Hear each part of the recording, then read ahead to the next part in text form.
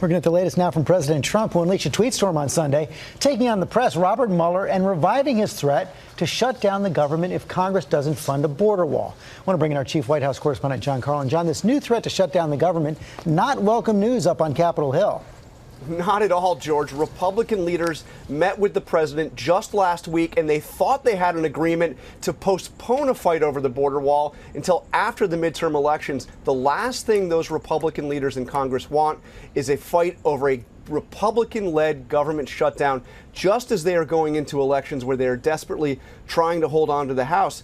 That said, George, I've got to tell you, there are outside political allies of the president, including Steve Bannon, who have argued that the president needs to provoke a major battle over immigration as the only way that he can really get his base fired up going into these elections. Yeah, they've been pushing that for some time. Meantime, yesterday, the president also had this series of tweets after he went after the press again, a series of tweets going after Robert Mueller and the Russia investigation, again saying that it's led by angry Democrats, that Robert Mueller has a conflict of interest, that it's a rigged witch hunt. Do we have any idea what precipitated this latest storm? Because it really seemed in some ways to come out of the blue.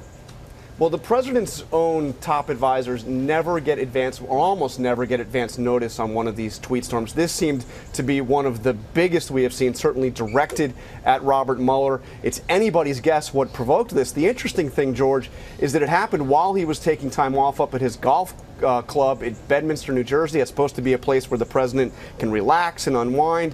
One thing I have noticed, though, George, is that many times when we have seen news related to Michael Cohen, his former attorney, you see a corresponding effect where the president goes off on one of these tweet storms. That, or whenever there is any indication that the special counsel is going anywhere near the Trump organization.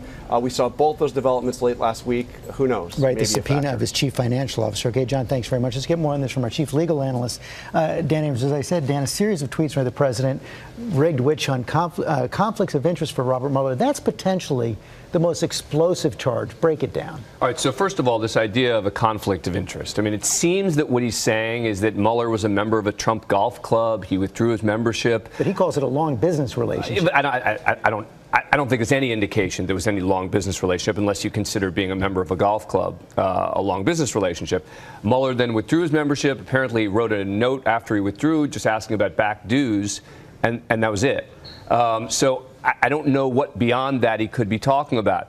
You also have the claim that this entire investigation was started by the phony dossier. That's not why the investigation was started. The investigation was started after the firing of James Comey.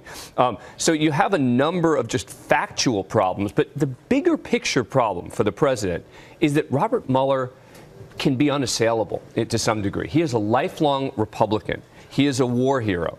He is someone who has long been respected by people. Confirmed 100-0 every time. Of both parties. So he's got a real challenge when it comes to trying to undermine Mueller. And remember, when you talk about the angry Democrats, think about if it was flipped, right? If it was a Democrat who was leading the investigation and had hired Republicans to work for him, everyone would be saying, the guy leading it is a lifelong Democrat. It's the person at the top who matters. Well, in the meantime, Rudy Giuliani is saying he's trying to give an offer to Robert Mueller about testifying. You've said many times that's not going to happen. The big question is, will Robert Mueller subpoena him? I still don't think he's going to subpoena him. I still think he's going to apply the same standard that would apply in any other investigation, which is if someone is a subject or a target, you typically don't subpoena them to the grand jury to say, invoke your Fifth Amendment right against self-incrimination. Dan Abrams, thanks very much.